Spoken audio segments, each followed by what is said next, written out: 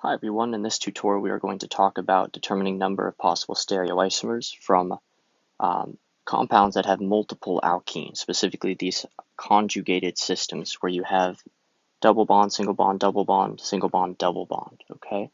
In the first example, number 7, only one of the double bonds could be classified as E or Z. In the second example, two double bonds could be classified as E or Z. The ones on the end, because they have two of the same priority atoms / groups, will be disqualified from being classified as E or Z. Now, in the top example, the double bond could exist as a Z double bond, a Z stereoisomer, or as an E stereoisomer, okay? And therefore, we only have two possibilities. In this case, we can just say 2 to the 1, which is equal to 2, all right? But it helps to think about with cis-trans isomerism or easy isomerism, if that is the only thing present, meaning there are no asymmetric centers, you think more about the combinations of E and Z that are possible.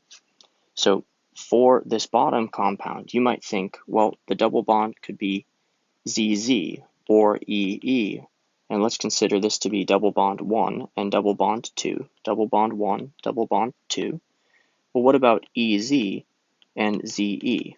Are those different? And if you actually drew those out, here are those options, and here this is specifically D1 is the Z and D2 is E. If we were still going by our designation there, D1 is E and D2 is Z. You would see that these compounds would perfectly overlay, meaning these two compounds are the same compounds. Therefore, these are the same.